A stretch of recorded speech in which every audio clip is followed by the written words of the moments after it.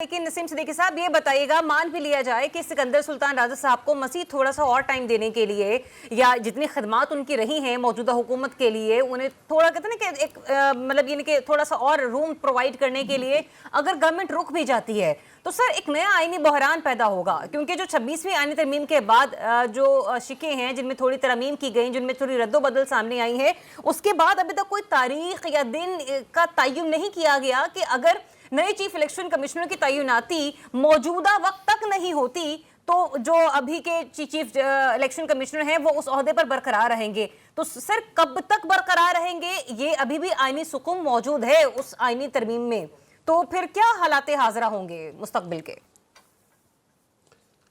بسم اللہ الرحمن الرحیم. ذریعہ بہت شکریہ. آپ تو خامخواہ پریشان ہو رہی ہیں کہ آئین کے مطابق فلاں چیز ہو جائے گی، یہ چیز ہو جائے گی. اس ملک میں آئین اور قانون کی تو جس طرح دھجیاں اڑائی جاتی ہیں. کہاں پہ الیکشن ہوئے؟ پنجاب کے الیکشن ہوئے آئین کے مطابق 90 روز میں، خیبر پختونخوا کے ہوئے، وفاق کے ہوئے. تو یہاں تو آئین کو جو موم کی ناک والی بات ہے کہ جس طرف مرضی موڑ لیں، اگر ان کا دل چاہے گا. جتنی خدمات ہیں سکندر سلطان راجہ کی ساری دنیا کو پتہ ہے، یا قاضی فائز عیسیٰ صاحب کی، تو یہ کر لیں گے. ہٹ درمی تو ان کی چل رہی ہے. انہوں نے قبضہ تو ایک ناجائز جو ہے اس ملک کے اوپر جمایا ہوا ہے، اور ان کی سیاست کیونکہ بالکل ختم ہو چکی ہے. پہلے تو یہ امید ہوتی تھی کہ چلے جی الیکشن کرا دیں، مڈ ٹرم الیکشن ہو گئے، ہم مقابلہ کر لیتے ہیں، کوئی 48% سیٹیں لے لے گا، کوئی 55% لے لے گا. اب تو عمران خان نے ان کو سب کو اٹھا کے اسٹیڈیم سے باہر پھینک دیا ہوا ہے. ان کے پاس بیانیہ ہی کوئی نہیں. یہ اپنا جو منشور ہے، یہ اپنی پارٹی کا بیانیہ یہ ہے کہ رضی صاحب کے اندر سے اب ان کو 26 نومبر مجھے لگتا ہے شاید رضی صاحب کے پاس مسلم لیگ نون کا بیانیہ موجود ہے. نہیں، میرے پاس نہیں ہے، میں تو اس بیانیے کے اوپر سر پیٹ رہا ہوں. بات یہ کہ آپ اگر آنکھوں کے اوپر پٹی باندھ لینا اور کبوتر بلی کو آتے ہوئے دیکھ کے آنکھیں بند کر لیتا ہے تو وہ بچ نہیں جاتا. تو یہی حال اس وقت ہماری سیاسی پارٹیوں کا ہے، یا جو ان کے خوش آمدی ہیں یا جو ان کی ہرزہ سرائیاں کرتے ہیں، وہ سب نے آنکھوں پہ پٹی باندھی ہے. انہیں حقیقت نظر نہیں آ رہی. عمران خان سے بڑے آپ کی اپنی ذاتی رائے میں کیا ہوگا؟ اگر تو نوازنے پر آئے تو کیا فائز عیسیٰ صاحب کو نوازا جا سکتا ہے، یا پھر سکندر سلطان راجہ صاحب کو مزید تھوڑا سا اور پرولونگ کیا جائے گا؟ دیکھیں، نوازنے کی ضرورت نہیں ہے. جو بھی کام کرے گا ان کا بندہ کام کرے گا، انڈیپینڈنٹ تو ہوگا نہیں. اگر سکندر سلطان راجہ کا یہ ٹینیور بڑھا دیتے ہیں تو کیونکہ اس سے یہ بہت خوش ہے، کیونکہ انہوں نے بالکل ایک ذاتی سیاسی پارٹیوں کے ملازم کی طرح انہوں نے کام کیا، تو یہ ان سے بہت خوش ہے. یہ ہو سکتا ہے نئے بندے کا چانس نہ لیں، اور اگر نیا بندہ بھی یہ کوئی لگائیں گے تو یہ اپنا ہی لگائیں گے نا. اب دیکھیں انہوں نے سپریم کورٹ میں جس طرح اپنے بندے بٹھا دیے ہیں، اب اسلام آباد ہائی کورٹ میں اپنے بندے لانے کی بات ہو رہی ہے. ہر امپورٹنٹ منسٹری کے اوپر جو لوگ ہار بھی گئے تھے، رانا ثناء اللہ ہیں، جو عوام کے مسترد شدہ لوگ ہیں، انہیں بھی لا کے اسمبلی میں بٹھا لیا. تو انہوں نے تو اپنی ایک امپائر بنائی ہوئی ہے. کہیں نہ کہیں سے ہاں اس طرح کے لوگوں کو نوازنے کی گورنمنٹ جو ہے وہ کوشش یا کوئی نہ کوئی سامان اکٹھا کرتی رہتی ہے. مجھے کیا بتائیے گا رضی صاحب، چلے فور انسٹنس مان بھی لیا جائے کہ انہیں ایکسٹینشن دی جاتی ہے سکندر سلطان راجہ صاحب کو، ٹھیک ہے، تو سر ایک متنازع چیف الیکشن کمشنر کہ جن پر میں صرف ایک سیاسی جماعت نہیں کہوں گی، بہت سی دیگر سیاسی جماعتیں جو ہیں ان کو بھی آبجیکشن ہے، اور پھر ایک پہلے ہی ہم دیکھ رہے ہیں کہ جو سیاسی ماحول ہے وہ انتہائی تذبذب کا شکار ہے. پھر ایسے میں ایک ایسی تعیناتی کو لے کر مزید آگے لنگر آن کرنا یا مزید آگے چلنا، آپ کو نہیں لگتا ایک اور نیا پولیٹیکل کیوس جو ہے وہ جنریٹ ہو جائے گا، اور پھر ایک متنازع چیف الیکشن کا مزید دوبارہ سے ایکسٹینشن لینا، یا پھر ایک کچھ معلوم نہیں نا کب تک ان کو عہدے پر برقرار رکھا جاتا ہے جب تک نئے چیف الیکشن کمشنر کی تعیناتی نہیں ہو جاتی. تو سر یہ ایک بڑا ہی عجیب سا معاملہ ہوگا.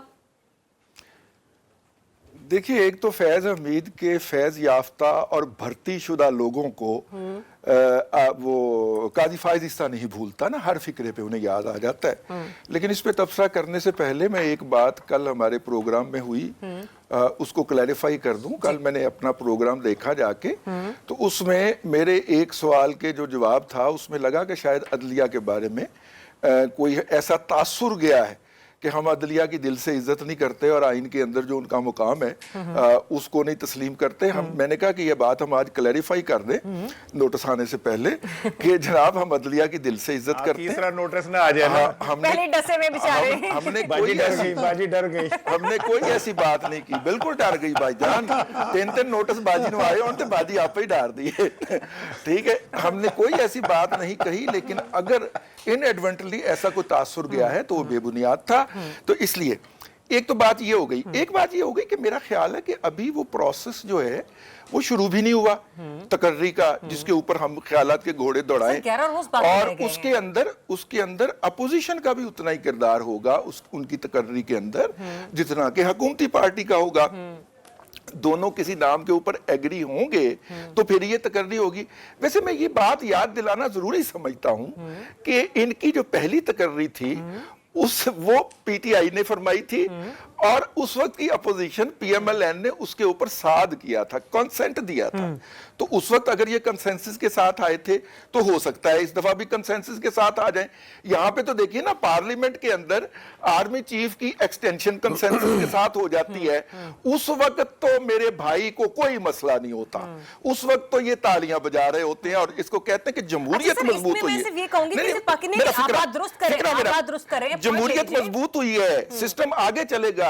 भाई जो है वो 2032 तक का बकायदा शेड्यूल जारी कर देते हैं कि इस चीफ ऑफ आर्मी स्टाफ के बाद ये चीफ ऑफ आर्मी स्टाफ होगा, फिर इसके बाद ये होगा, फिर जनाब महात्मा जो है वो सदर बन जाएंगे, सदारती निजाम आ जाएगा। तो वो सारा कुछ है हमारे सामने। हमें कोई किसी ने हमारी आंखों पे पट्टी नहीं बांधी, हमारी तो आंखें ही अब खुली हैं। लेकिन हमें सर, तो हमारी नजरिया और आना आपकी तो शुरू आंखें हुआ है। खुल गई। आपको लगता है कि इन सियासतदानों की आंखें खुलेंगी? क्योंकि अगर आप सिकंदर सुल्तान राजा साहब के हवाले से बात कर रहे हैं तो उसके अलावा भी बहुत सारी तयनातियां जो पाकिस्तान तहरीक इंसाफ ने की वो उनके गलों को पड़ी, जो माजी में मुस्लिम लीग नून तयनातियां करती रही वो उनके गलों को पड़ी। तो यहाँ पर कोई किसी का सगा नहीं है। नहीं, सगे की बात नहीं है, इसका एक सबक है, और वो सबक है वो ये है कि किसके लिए? एक मिनट, किसके लिए? सियासतदानों के लिए, हाँ। जिनके आपने कहा ना गले हाँ जी, पड़ी, हाँ जी। उनके लिए सबक है। और वो सबक ये है कि भाई मेरिट के ऊपर अगर आप नहीं करेंगे तो आप अपने मुंशी का पुत्र भी चीफ जस्टिस लगा देंगे तो वो आपकी गर्दन को पड़ेगा, ठीक है ना। तो इसलिए जो मेरिट के ऊपर तकर्री आती हो, भले उसके ऊपर मुझे इतराज हो, नसीम सिद्दीकी साहब को इतराज हो या इसार राना को इतराज हो, अगर वो बंदा मेरिट पे आता है तो उसको आने दिया जाए, उसको काम करने दिया जाए, ठीक है। इसलिए ये सबक है हमारी तमाम सियासी अशराफिया के लिए, भले वो किसी तरफ की भी हो, भले वो सियासत कर रही हो और उसके हिदी खान बैठ के स्क्रीन पे कह रहे हो कि वो तो सियासतदान नहीं है, वो तो सियासत नहीं कर रहा, लेकिन तमाम अशराफिया जो कि सियासत के जरिए इक्तदार में आते हैं या आना चाहते हैं, हाँ वो नहीं जो ये कहते हैं कि जनरल साहब हमें गोद में बिठाएं और हमें वापस इंस्टॉल करें, मैं उनकी बात नहीं कर रहा।